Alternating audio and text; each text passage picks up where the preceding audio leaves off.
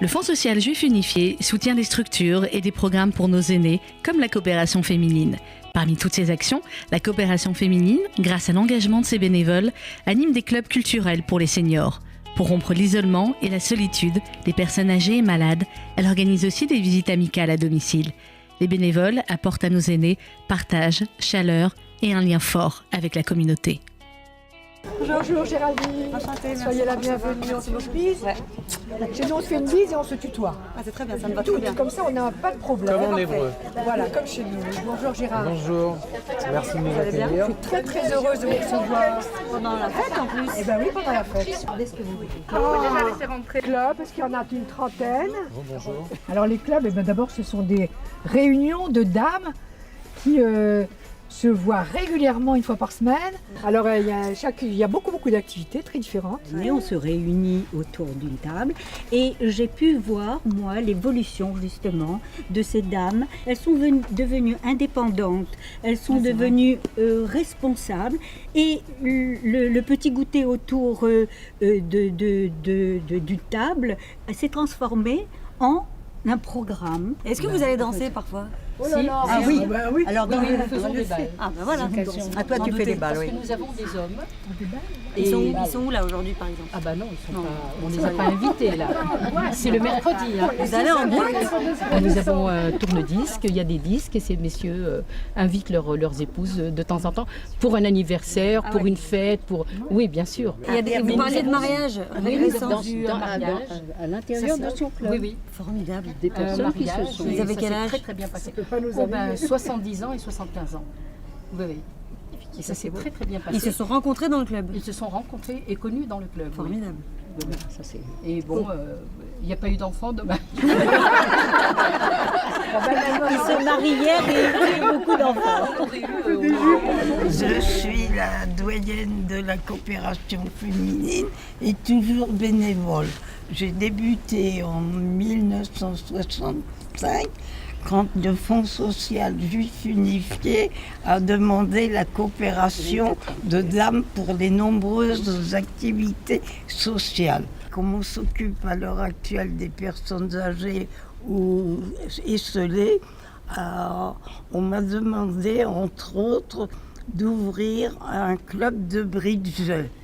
Ce que j'avais institué, que j'avais vu dans un groupe, le centre Edith Kremsdorf, qui réunit des gens qui sont Alzheimer ou des maladies de ce genre, je faisais une revue de presse.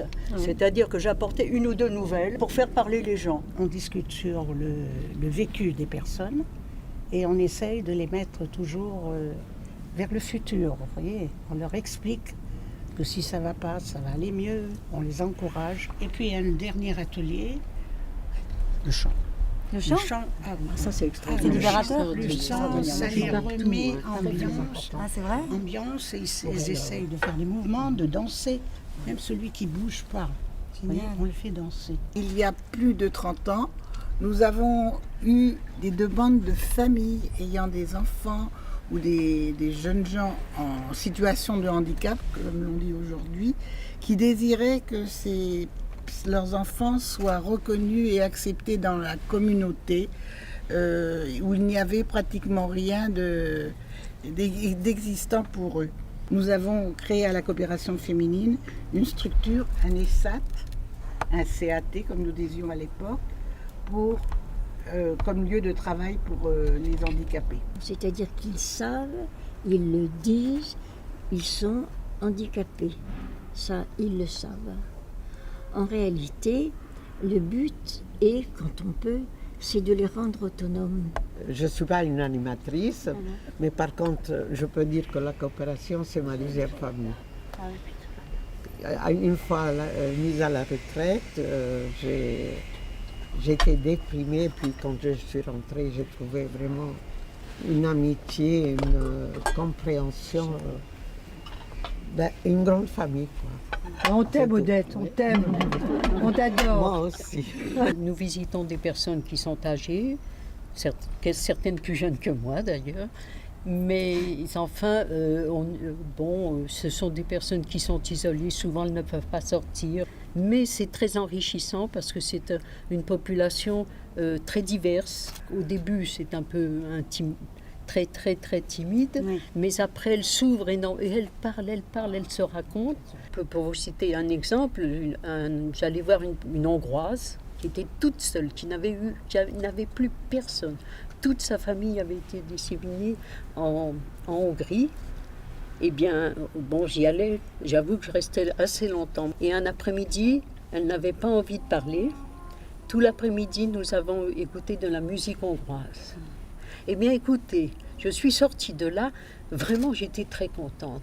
Et elle était contente aussi, parce qu'elle m'embrassait en sortant, et elle était heureuse, elle s'était un petit peu retrouvée chez elle. Moi, je sais que ça m'a apporté beaucoup. Vraiment, c'est quelque chose de très, très fort, très fort. C'est magnifique.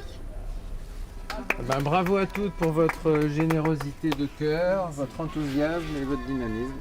Mais nous recevons plus que nous donnons, je peux vous l'assurer. Là, moi, je veux le donner je veux faire le chiffre de la coopération.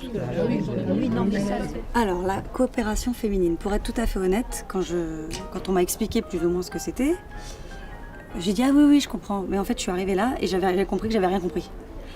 Je vois donc des personnes, je dirais plus jamais des personnes âgées, parce que j'ai l'impression d'être bien plus vieille que les personnes que j'ai vues aujourd'hui. Des mamies qui sont... alors, il y a avoir la pêche, et là, on est au-dessus, là. On est vraiment au-dessus d'avoir la pêche, qui font des choses extraordinaires. Elles nous ont raconté tout ce qu'elles entreprenaient auprès des gens au quotidien, parce que c'est un travail quotidien, un travail de fond. Quelle leçon! J'avais vraiment pas saisi l'importance de ce que faisaient ces bénévoles-là. Là, aujourd'hui, autour d'un petit thé et d'un gâteau, encore une fois, avec une humilité absolue, ces personnes m'ont bien ouvert les yeux. Si chacun peut apporter sa pierre à l'édifice en étant bénévole, en faisant un chèque, en aidant, en donnant à manger, voilà, on a gagné. Donc en fait, il s'agit juste de parler, de ne pas s'arrêter de parler, de communiquer et de le faire.